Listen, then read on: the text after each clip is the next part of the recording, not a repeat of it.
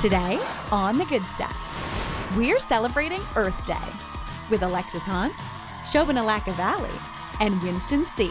If you look closely, there are actually little solar panels built right in. From energy-saving tech to eco-friendly beauty products and environmentally conscious fashion, discover all the ways you can easily make daily living sustainable. Cute. This is really good job. Yeah. Jessica, you look great. Yeah. And we're gonna make coconut dahl. Now, I'm whipping up a dish that always pleases a crowd. Plus, it's good for you, good for the planet, and gets the seal of approval from the next generation. Is this a good way to spend a school day? For sure. I'm asking you about it. I love it. Okay, fantastic.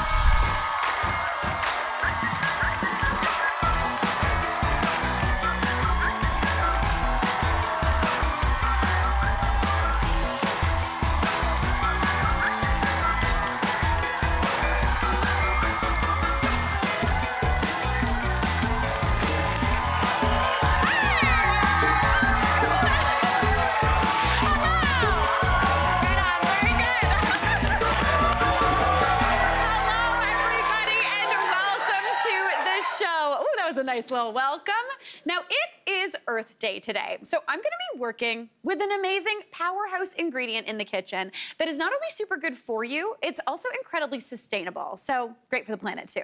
We're talking pulses. No one else is gonna be as excited as me about pulses. We're talking dried beans, dried peas, lentils. Very cool. I'm very excited.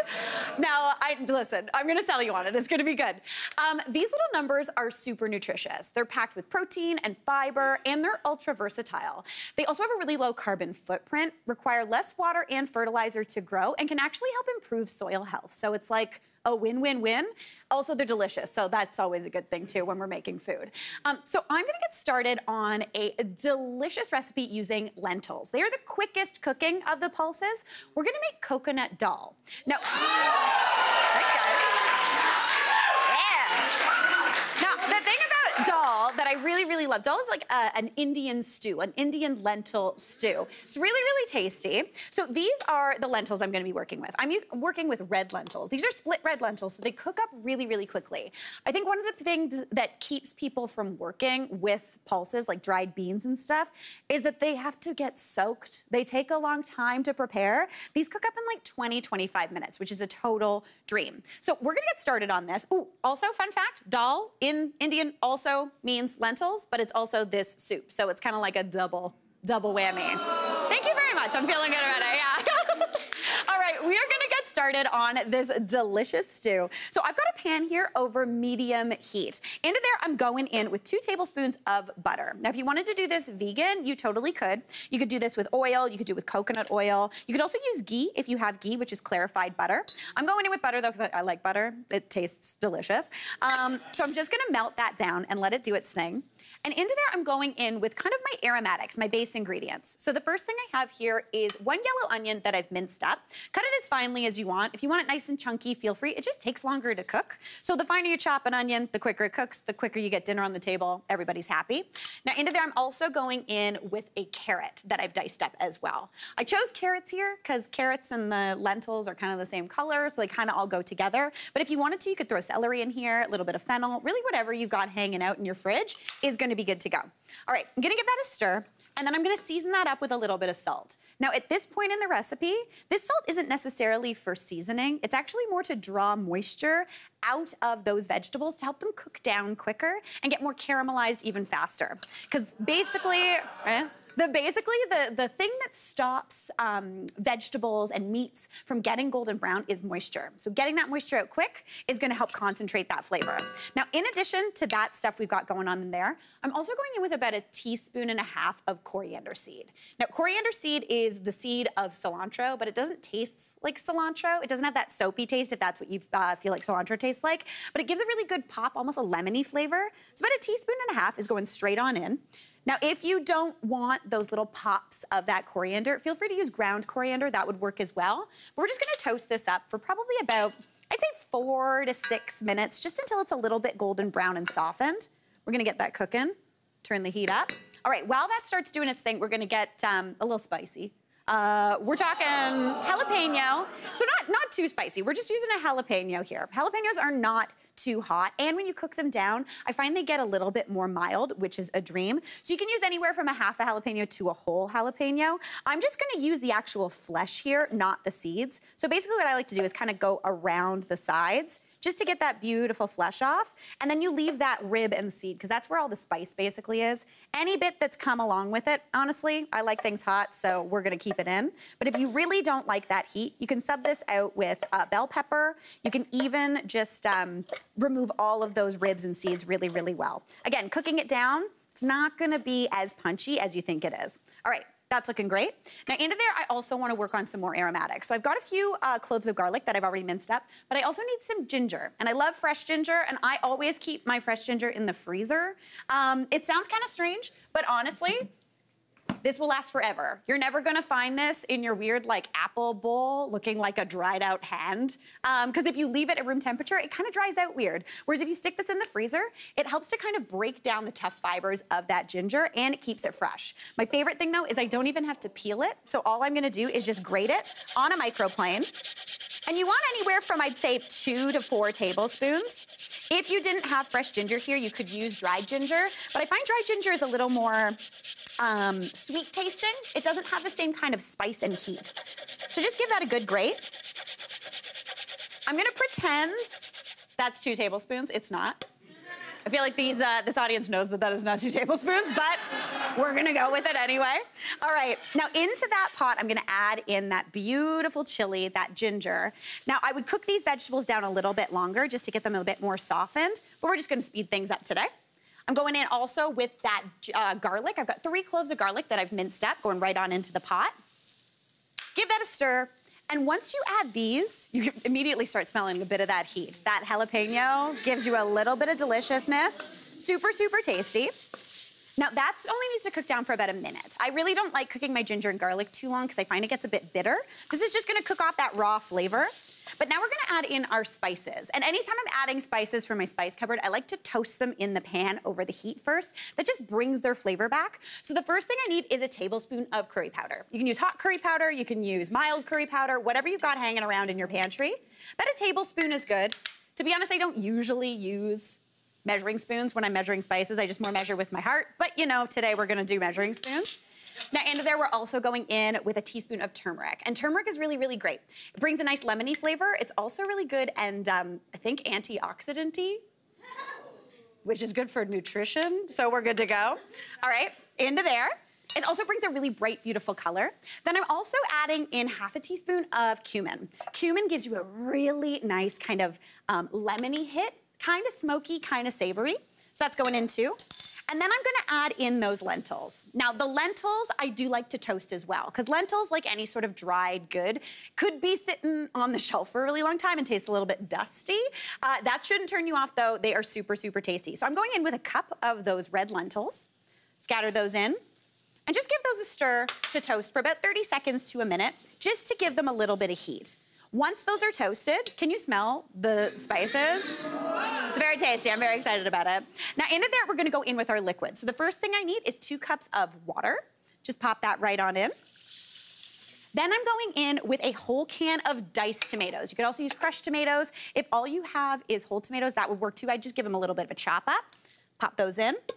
And then for some creaminess, I'm going in with a can of coconut milk. I love coconut milk. It's creamy. This, again, keeps it vegetarian. If you did vegan, all you'd need to do is swap out that butter and you'd be good to go.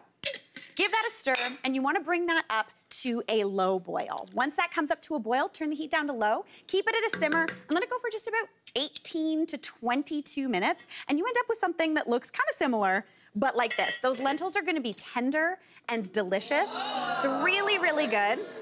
Now, if you want at this point, you can go in with some greens. If you have baby spinach, feel free to add that in. I'm gonna go in with just a little bit of frozen kale. That's gonna just quickly thaw and defrost in there. It gives you that green color, which is beautiful. While that's just heating through, I'm gonna chop up a little bit of some green onion, as well as a little bit of cilantro, if we're feeling cilantro. I'm gonna have some guests tasting this, so I'm not sure if they like cilantro, so I won't put it on until we know. I personally love cilantro, but if you don't like it, you could just leave it off. You could just do the green onion. You do you. A little bit of that cilantro too. Perfect, perfect. And now let's serve this baby up. Okay, so we have got a ladle here. I've got my bowls. This is a bright, super hearty stew made in absolutely no time flat. If you want it to be even thicker and creamier, just reduce the amount of water and you'll have a beautiful, wonderful stew that tastes delicious. Listen, I love lentils. I always have them on hand. Anytime I don't know what I want to make for dinner, just boil up a pot of lentils, put whatever you want on it, delish. You're gonna look like a wizard in the kitchen. All right, let's pop this on over here. And I'm gonna add on a little bit of some yogurt, just for some creaminess. Pop that on, right? I'm feeling good about this. And I'm gonna go green onions, but I'm not gonna go cilantro yet because today it's a very special day here on The Good Stuff because we have a grade 12 food and nutrition class from Richview Collegiate Institute in our audience today. Welcome, everybody. Honestly, y'all are very nice. This is very lovely. And we actually have a couple of students joining us. We've got Ryan and Max are gonna come taste this. Come on out.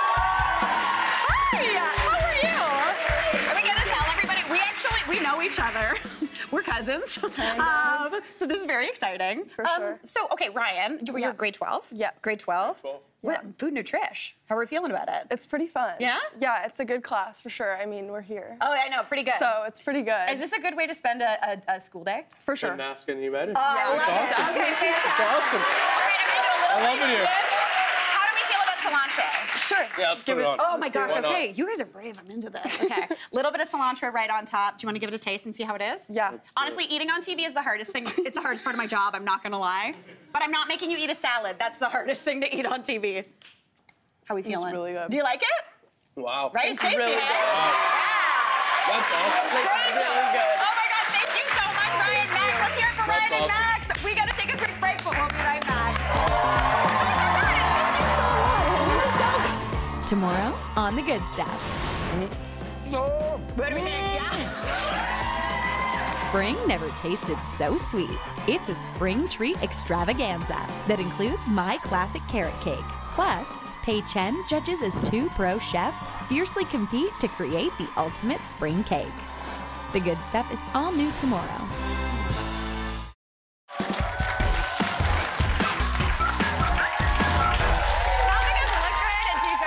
Everyday Earth Day. Please welcome Alexis Hahn.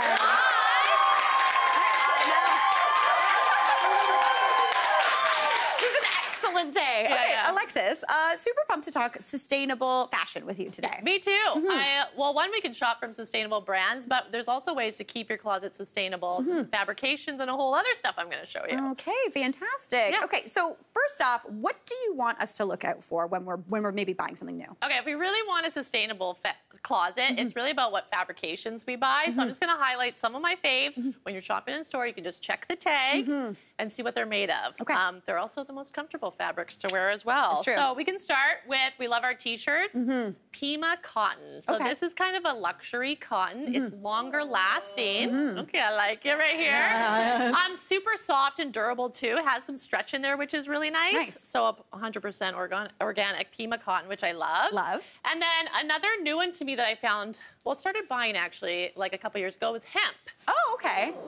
Cool, right? Yeah. So hemp, what I love about it, if it's the dead of summer, maybe you're a sweater. Okay, I'm a little bit of a sweater. Yeah. It's like the most breathable fabric. Yeah. So it's like all natural, which is amazing. And once you buy hemp, you'll not want to wear another fabric. in the summer. It feels kind of silky. I remember this was reminding me like when I would buy banties. Yeah. There was like an era where banties were made of like hemp and bamboo. Yeah. They were wicked. Yeah. You're still buying bands. Yeah. That's a good point though, because actually with hemp, so when you buy it, even if it feels a little crispier, the more you wash it, the softer it gets. Love that. And then I'll just also tell you, linen, of course, we kind of know. So try and find when you're in the store, because even the fast fashion stores sell them 100% linen, because that's totally organic and it's like compostable, basically. So Yeah. you're not going to do anything bad to the planet. I love which that. is It's amazing. biodegradable. Once you're done with it, it's not gonna just stay a shirt for the next 1,000 years. And if it wrinkles, that's cool. Yeah. Okay, perfect. Okay, and then we had our clothes, but also our underpinnings, because we don't really think about our underpinnings can be recyclable and everything as well. And be sustainable in their own ways. So Wonder Bra has an Eco Pure bra. Okay. And what they do is they use post-consumer recycled nylon and polyester. Oh, cool. So they're kind of finding like new ways to breathe new life into fabric. So we're not getting rid of them, we're just reusing them in really cool ways. I love that. Reduce, reuse, recycle. I like we're killing it. Okay, cool. Next up, we're going to talk about, secondhand. Okay, secondhand, which Yeah. I love. I mean, there's probably some thrifters in the audience. Yeah. I watch the TikToks, you guys. Yeah, Are yeah. cool. Yeah. So it's like a big trend right now, and I love it. It is a skill. So if you're intimidated first, I just want to say keep trying. Yes. Because I feel like it's very intimidating, almost like a real store. Why I love it, it's a total circular loop. So you're just like not getting rid of any clothes, you're just rebuying and reusing it, which is amazing. The prices are amazing. Can we just highlight some here? So this is fully thrifted outfit. Fully thrifted. This purse is $8, guys. $7.99.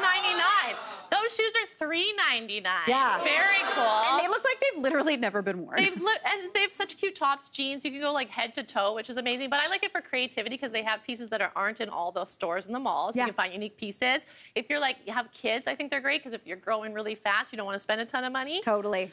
So I think that's really fun. Okay, fantastic. I love that. Now, we've got the kind of reduce, reuse, but what if we're looking to kind of upcycle what we already have in our closet? We're going to get creative, right? Yeah. So I see scissors. We're getting creative. So instead of thinking like, okay, I don't wear this anymore, let's get rid of it. It's kind of like, how can I relook at my closet and find some new stuff and make it new with DIY? So what's in all the stores right now are these crop top kind of oversized dress shirts, which I love. And so you might have one of these kicking around, or you have too many and you're not wearing them, so we just have like a regular oversized. You can crop it. So all you're gonna do is literally, guys, it's not, you don't have to be a scientist here, a math whiz. You're just gonna put it on, mark where you want it. Yeah. I did a little mark there, and you're just gonna leave it cropped, and a raw edge is cool. Okay, I like that. But like, we should put it on. I feel like, we need somebody to try this on once you cut it, because Alexis is giving this a go. So we're gonna get Dessa up here to try it. Come on up, Let's Dessa. see Hey, Dessa. How's it going? Good, how are you? I'm doing so well. Okay, so we know grade 12 nutrition science, student. Yes. Any plans for future school stuff? Not sure yet. Not sure yet. Just Nice. seeing where I go. Nice. Good for you. I love. Do you ever do DIY stuff with clothes? From time to time, I feel like, yeah. Okay, cool. When I want to upskill my closet a bit, I love it. Okay, cool. Well, Alexis got it. Okay, it's let's kind see. of addicting once you take a scissors or something. You're Yeah. like, that was easy. Yeah. Okay, so can you take off your black top? Maybe Mary can hold it for us. Perfect. Kind of similar to what she's wearing. So, and we're just gonna crop it on here. What I love is a denim on denim. Yes. If you guys don't know, it's denim. Is that how Canadians dress up? It's Oh, a this is cute. tuxedo. How cute is that? Wait. Give her a little zhuzh. Full styling here. Yeah. And like it breathes new life. You don't have to go out and spend like $35 or more on a cropped t-shirt. You can just totally take something in your closet. Oh, cute. This is really good job. Yeah. Dessa, you look great. Yeah. I mean, now you got, guess what? You get a free shirt. Yeah. There you go. Yeah. Great job, Dessa. Thanks so much. Yeah. That's so cute. That looks really good. That looks really good. You know, like even if you have an oversized hoodie, you can crop the bottom of it off and it becomes a crop hoodie. I like 'Cause I see that. a lot of hoodies in the audience. Yes, Yeah. definitely. Okay, so next up, we are going to talk about buying kind of like trendy stuff versus classic stuff. Okay, and I just want to say trendy's cool, right? We love trendy, but what really stays in your closet are basics. Because if you're buying trendy pieces all the time, every time you go out, your whole closet's trendy items, which means it gets dated within a season or two. Yeah. And you have to keep buying. So it's about, let's stop buying, fill our closet. So I'll show you the trendy blazer. Cool, right? Bunch of stuff. Sparkly stuff on it. Yeah. So you're only going to wear it a few times throughout the year. So if you just buy a plain blazer, it's kind of, you can buy a white one too. It's got a nice neutral. If you want to jazz it up and add those things, make it versatile, you can take an earring. This is just an earring from Zara. And you can actually just put it on the lapel. Yeah. You can do whatever. But so you can take it on and off and kind of make your clothes work for you. I like it.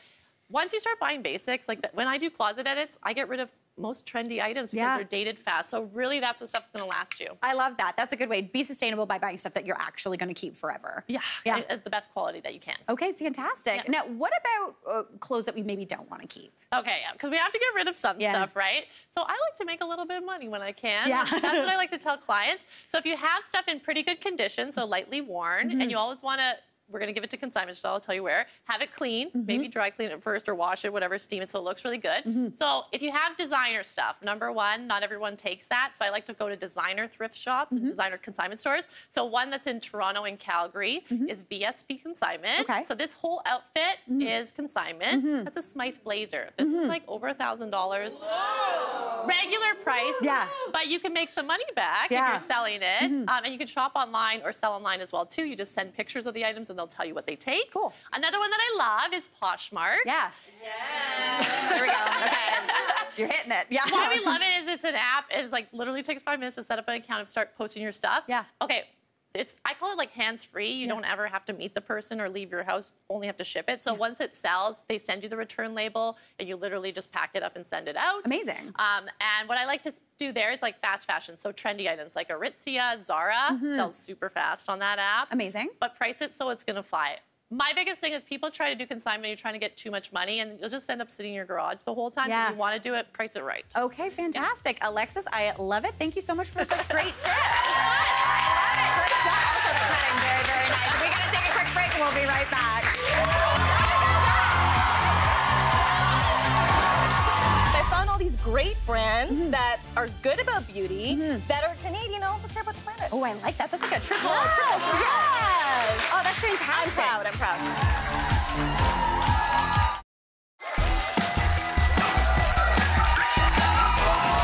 Here to chat the world of sustainable beauty, it is Shobana Lakavalli. Hey, Shobana. How's it going? It's great. I feel so good because I found all these great brands that are good about beauty, that are Canadian and also care about the planet. Oh, I like that. That's like a triple. Yes.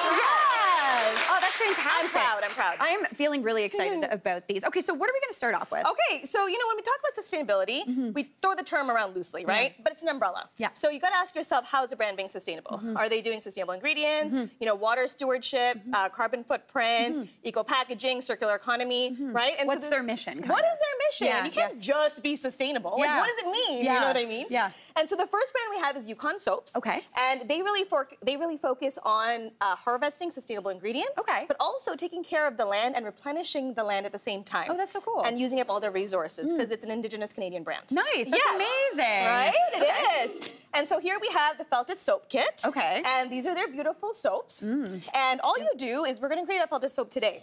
Right? Smells so that's a good. nice They soap. even have a gin and tonic. Oh, that was like, for you and me. Yeah, exactly.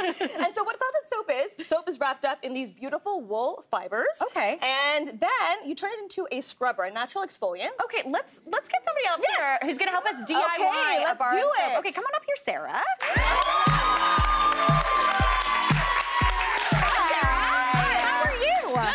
I am doing so well. Have you ever felted soap before? No, I haven't. Neither have I. Have you ever felted anything before? I've seen a bunch of felt animals, like people making felt animals, but I personally haven't done it before. Okay, well, now's your time. Shobana, what are we doing? No. So there's no needles in this felting. Okay. So I just created a base. I took the soap and I wrapped it in felt. Or not felt, sorry, wool fibers. We're going to turn it into felt. Okay. So I'm going to give you this, and you can just wrap this. This is kind of like a decorative end piece. Okay, cool. So we're going to wrap this around the soap. You just kind of Yeah, you just stretch it, and then you wrap it. It's almost like a spider web. Exactly. Yeah. It's really, really cool. And then there's a process of putting it under hot and cold water, just rubbing it gently. And then, ladies and gentlemen, you end up with felted soap. You turn the wool into felt. So this kind of acts like, it's almost like you make like a loofah out of the wool that's on the soap. So it's like a one-stop shop. Exactly, and it also preserves the amount of soap that you use. Amazing. And if you want to use this again, you just cut a slit and put a new soap in. Nice. So it's a great way to just use all the resources. That's fantastic. Also, you nailed it. That's a really cool looking soap. Great job, Sarah. Beautiful. Thank you so much. You nailed it. Great job. Thank you. Yes. Thanks, Sarah. I do love a DIY as well. Me too. So good. All right, moving on, we're going to talk about hair. Yeah. So Ren Pure, I love this brand because they have two pillars. One, they create like affordable products for hair and for the body that have safe ingredients, okay? Yeah. And they make it affordable. So this is their new Tea Tree plus Aloe Refreshing hairline. $10.99 for shampoo. Oh, that's great. $11.99 for the conditioner and the scalp serum for this much, right? Yeah, that's a ton. Right? Yeah. And the packaging is 100% recycled material. But you can also fully recycle this packaging, 100%. And you know that's not always the case. No, just because it makes it into your blue bin doesn't mean it's actually getting recycled. No, like black plastic, small components. Most pumps have this little spring. And guess what? There's no person sitting at the factory separating these items. No. This is gonna get tossed. Yeah. So this does not have that pump. It is fully one material, so it's very easy to recycle. Oh, I love that. That's amazing. Yeah. That's super cool. All right, now moving on, we're gonna talk about face. Yeah, okay. Canadian brand, 100% organic, non-GMO. It's called Skin Essence. Okay. What's neat about this brand is they have lots of sustainability practices. So you can see they have glass bottles here. There's no labels that are no water, and they do a lot of manufacturing from end to end in-house. They conserve energy. Nice. And it's affordable, which is really, really nice. And so they have something for everybody. They have discovery kits depending on your skin type. You can choose one of those kits. One of their popular products here is the Glow Serum. Okay. So, Yeah. Also, whenever I use something in a glass bottle, I still feel so fancy. Right? It's beautiful, but also it helps protect against the UV rays. Oh, there's a glowy in it. Yeah, there's a glowy. Oh, it's like a shimmer. It is. So there's, well, it's more of a nice, it's a nice, beautiful glow. Yeah. There's niacinamide in there. Yeah. Bakuchiol, which is like the natural retinol alternative, and hyaluronic acid, along with oils. This right? also smells so soft and beautiful. All natural. All natural. Well, studio audience, thanks to Skin Essence Organics, you're all going home with their top seller Glow Serum. Yeah. All right, what's next? Okay. So Ember Wellness is also a Canadian-owned female brand. Okay, cool. But I love that they really focus on multifunctionality, okay? So here we have their Sculpt and Glow bar, and here is their moisturizing, I think it's called their moisturizing, like a moisturizing glow bar. Okay, cool. So what I'm telling you is that this is a serum, and this is a moisturizer, But okay? it's But it's shaped like a massage tool. Oh, so it you looks warm like a up gua sha. yeah. So you warm up your hands, or you warm up the product in your hands, and then you just start sculpting the jaw, sculpting the cheek. Yeah. And you're also applying the product at the same time. Oh, that's very cool. Yes. Oh, I like that. Isn't And I that like the neat? little tin. Yes. Yeah. So reusable, right? Super reusable. Yes. Okay, that's fantastic. Now, let's move into the world of sustainable makeup in particular. So fun. So Elate is a Canadian-owned female brand. And you know what? Usually a lot of companies, they want you to buy more. But they want you, Elate actually just wants you to create a kind of a custom capsule collection. Okay, cool. So just intentional, only the products you want. And this brand is neat because 75% of the packaging is refillable. So you send it back to them, they'll refill it for you. Oh, right on. Yeah, recyclable. You can send that back to them as well through packed, which I'll talk to you about in a second, or plantable, okay? And you get these really cute little pallets in different sizes. Oh, and they're bamboo, too. And they're bamboo. Yeah. And guess what? You get the products in these cute It's like a paper takeout container. packaging. Take Isn't out that the cool? doll, Yeah. So we're gonna just pop that out. Okay. And we're gonna place that right in here, and that's how easy Oh my God. it is. Yeah. That was so good. Right? Yeah. And this is one that I created for myself, actually. Oops, sorry. So this is one that you can just pop into the purse. Yeah. And you're good to go. Okay. You have different sizes as well, which is really neat. I love this. Yeah. This is fantastic. Yeah. And you got so- everything you need. Everything you need, and you recycle through Pact. So you go online to Pact, it's a nonprofit organization. Yeah. And you can just find a location where the kiosk is. It can be any different retailer. Okay. And you take in your products and the packaging, and they'll do the work for you. Oh, right on. Or there's a mail-in option, okay? And so you can request a mailing label, send it in. Elate will take care of the shipping costs. You'll get back the shipping label, like it's $6, $7 you pay, Yeah. in the form of a discount for the products. Oh, that's Yeah, so it's fantastic. a really great line. It's almost like recycling your batteries. Like, you know, that one space you go, but it's for your exactly. makeup containers. There you go. I love You that. just need to have the intention because the work's done. 1,000%. Yes. That's great. All right, now, real quick, let's chat eyeshadow as well. What do we got going on here? Yeah, absolutely. So Attitude is a brand that I found when I became a mom. They create personal household brands, I mean, household items, makeup, skincare. Yeah. And I love that their eyeshadow, this is the Oceanly eyeshadow, comes in paper packaging. Oh, yeah. So it's biodegradable, Yeah. right? So lip balms, lipsticks, bronzer sticks, and you get like detergents and everything else. But isn't that so creamy? That's super creamy. It's got a really nice texture. Exactly. Yeah. It's a nice wash on your eyes. Yeah. And so it's a really great way to support a Quebec brand, Okay. but also a sustainable brand. Oh, that is fantastic. And I love the paper packaging, Yes, Shobana. it's so unique. It's super unique. And if you want to give it a try, studio audience, thanks to Attitude, you're all going home with this eyeshadow. Great info, Shobana. Thank you so much. That was so good. Really great work. We got to take a break and we'll be right back. That was so good. If you look closely, there are actually little solar panels built right in. So if you think about canoeing, if you're thinking about hiking, you can actually plug your phone in and you are good to go. So you can recharge and keep your head protected from the sun at all times. I actually like this. This is a good canoeing hat. It is a great canoeing hat.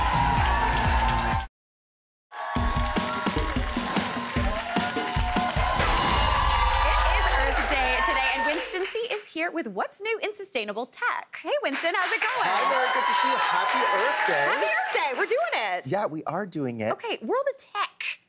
I feel like tech, there's a lot of kind of advancements and stuff, but it may not be the first place you think for sustainability. But absolutely, and simple everyday things that you can do, and it's built into so many of the things that you already buy. So we're gonna go through some of them today. Okay, fantastic. What are we starting with? Okay, well, let's start with water, because we all have to drink water, right? I should drink more than I do. Especially when we do things like travel, we always forget to bring that water bottle. So this is the first thing I have. This is a Lark water bottle, and it's fantastic because it has UV built right in.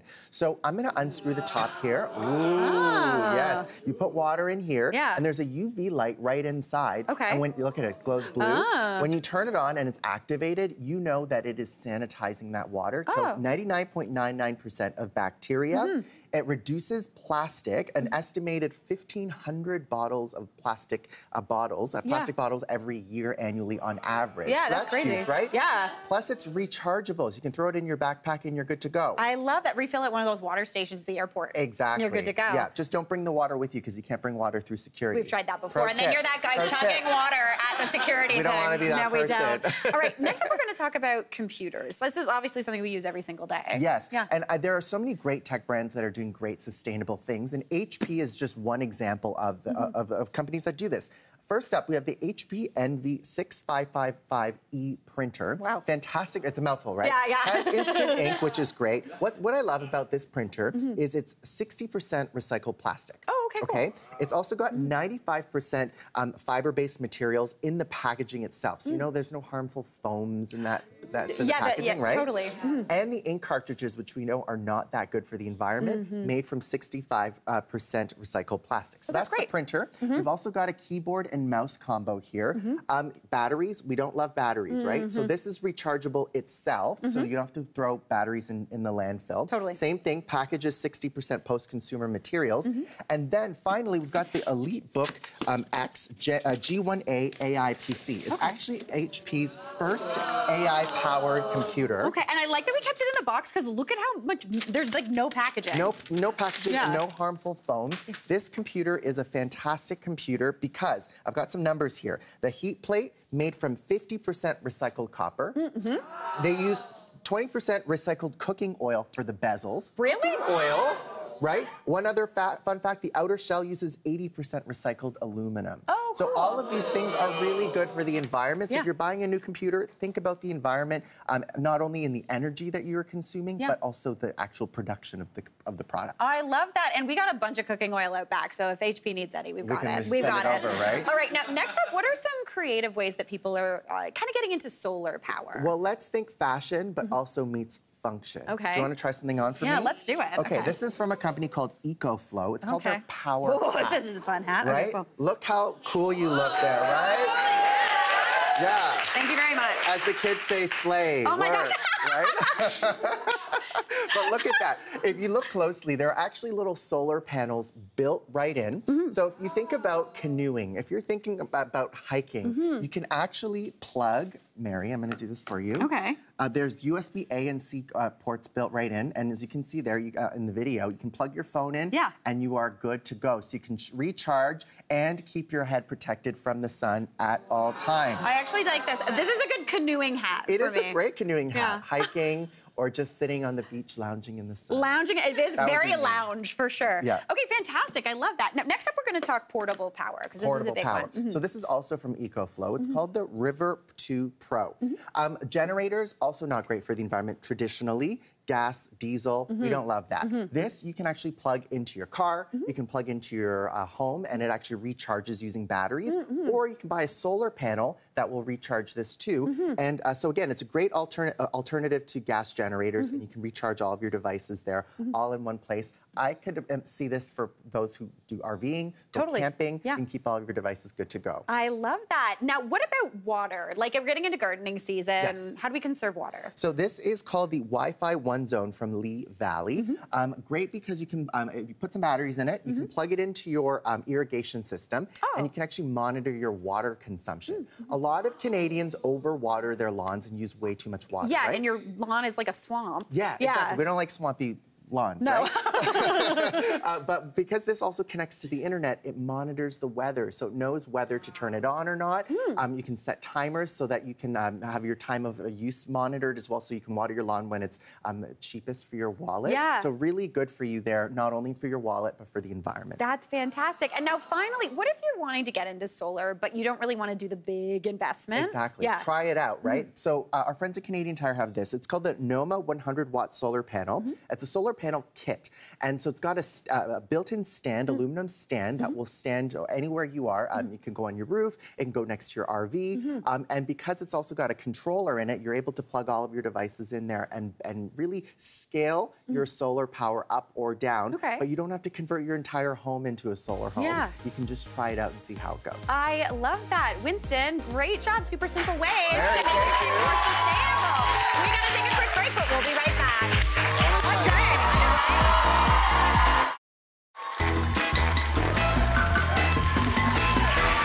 Joining me now is registered dietitian Nishta Saxena. Hey, Nishta, how's it going? Great. Good. Okay, I'm feeling very good today because since our audience is filled with grade 12 food and nutrition class, we thought we'd help them out with a little bit of myth busting on nutrition myths. How does that sound? Sounds excellent. Okay. I love busting a myth. I was going to say, Nishta's here. She's ready to go. Yeah. Okay, so we are going to start off with Caleb. Caleb, what's your question? Hey. Mary? I'm great. How are you? Good. I was just wondering if body size dictates your health. Oh, good question, Caleb. Thanks so much. Nishta, what do you think?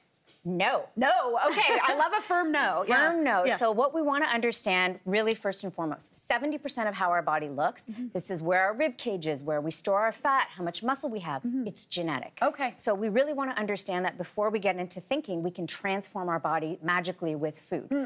You know, food and nutrition, being in a big body, if you're doing active health behaviors, that's really what's going to make you healthy. Yeah. Not your body size, not the number on the scale.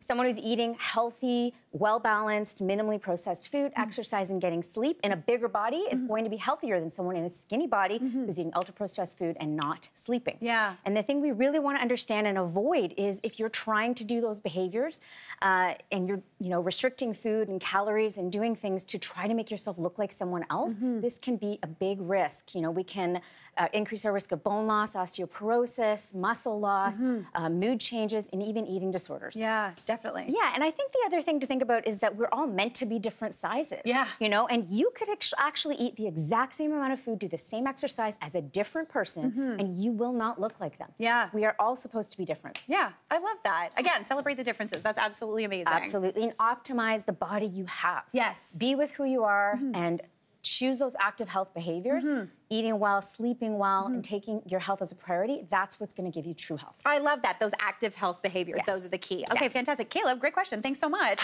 All right, we have got another question. Who is our next question from? Oh, hey, how's it going? I'm good, how are you? Good, what's your name? Tiana. Hey, Tiana. I was just wondering, I keep seeing this chia seed trend, and I want to know what's happening with that.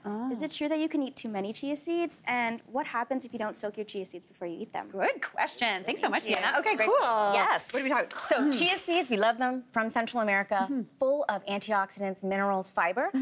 Yes, you can absolutely eat too many. Okay, got so it. we want to actually keep the total to about 2 to 3 tablespoons in a day. Oh, that's These it. are going to offer our body lots of insoluble fiber, soluble fiber. Now that brings up the difference between the dry chia seeds that we see here versus when you soak them a bit and you get that gel and that pudding. You know, you leave them for a few hours overnight. That is actually going to give you more soluble fiber. So when you eat them dry, it's like a scrub brush for the bowels. You still get all of that good stuff. Okay. When we eat them soaked as that pudding, we're getting soluble fiber, which can actually help more with blood sugar and cholesterol, soaks up stuff like a sponge in the gut. Okay, fantastic. No more than 2 to 3 tablespoons, though, because that sounds can get a little weird. Yeah, it'll get weird. Yeah. You'll be dehydrated. It's a lot of fiber to eat excessive amounts, and there's no need for that. You're not going to get any extra benefit from that. Okay, fantastic. That was great. All right, who is next? We got another question. Oh, hey. Hi. Hi, what's your name? My name's Ashley, and I was just wondering, is organic food healthier than non-organic food? Oh, that's a good question, Ashley. That was a good one. I'm gonna get a round of applause at it. All right, Nisha, what do we think?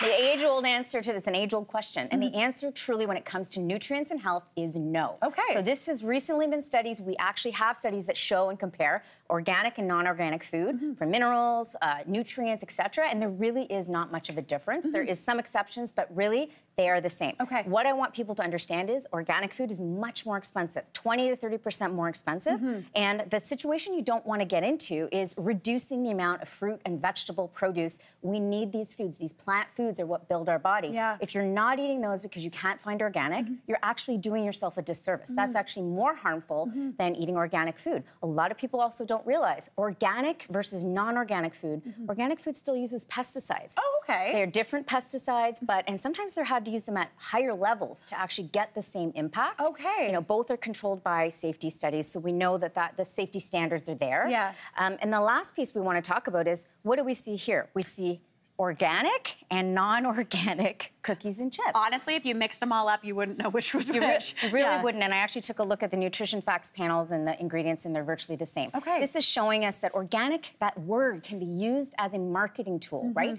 To make us think something's healthy. This is kind of creating a health halo around food that are cookies and chips. Yeah. You know, they have very similar amounts of salt and sugars. We don't want to assume that something's organic, that it's better for us. And I also really don't want people to only focus on that one idea. Organic food, that's going to make me healthy. There's so many things that impact your health. It's very complex. So make sure you're focusing on multiple factors, not just trying to make sure you're eating organic food. I love that. It goes back to what we talked about before, having those healthy health behaviors that you do all the time or try to do as much as possible. Absolutely. And those are the things that build over time and they act in a compound way. That's actually what gives you true health. Oh, fantastic. Nisha, I'm excited because I love an animal cracker, so I'm going to eat these. Ashley, thank you so much for that question. Everybody, thanks so much for your questions. That was great. Nisha, great job. We're going to take a break. We'll be right back.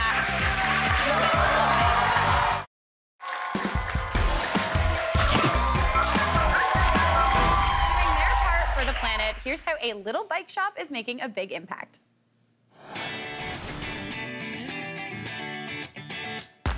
Every year, thousands of bicycles end up in the waste system, and I am just trying to save as many as I can. Hi, my name is Ryan, and I run the Upcycle.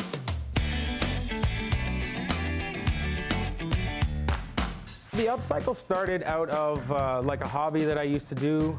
And then when COVID struck, a lot of people were really in need of bicycles and they weren't really able to get a lot of new parts, new bikes and that. So I found myself rebuilding a lot more bikes than I usually would. And I found that there were still so many bikes, even though it was a time where thousands of people were looking for them and shops were all in backlog, they were still going out on the scrap truck. So I started bringing in as many as I could, and I said, I can make these parts good again. I know I can reuse these parts. This is good stuff. My mission statement for the Upcycle is that no bike really has to be thrown away. The core of what we do is to make sure that every bike comes in here gets treated responsibly, whether it's to be recycled or repaired, it doesn't matter. We make sure that the bike either finds the right home or goes to the right locations in order to be responsibly recycled. We take all the parts that we can off of the bicycles that are still good. We reutilize those for other bikes that come in with, say, bent rims or bad brake arms or things like that, and we repurpose them to rebuild bikes like this. I wouldn't say cycling, like it's always been a passion of mine, but it's always been a passion of mine to repair things and sort of take things apart and figure out how they work internally. It's essentially a hobby that's turned into a career for me, but everything that goes into the waste system ultimately either gets shredded or burned up, packaged up, sent overseas, and remanufactured, right?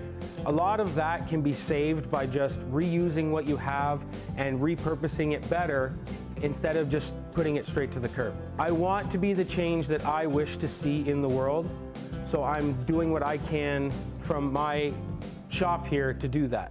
Honestly, what people can do to stop bike waste is stop wasting your bike. Use it more, keep it inside, make sure it's tarped up if you don't have a place to put it indoors.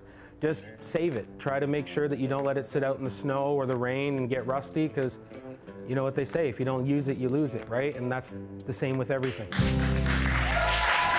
on, saving the environment one bike at a time. time. Thanks so much, Ryan. And a huge thank you to the grade 12 food and nutrition class from Ridgeview Collegiate Institute for coming in today. You guys were absolutely amazing. Great job. Oh, what a treat. That is our show for today. Thanks so much for watching. We'll see you tomorrow for more of the good stuff.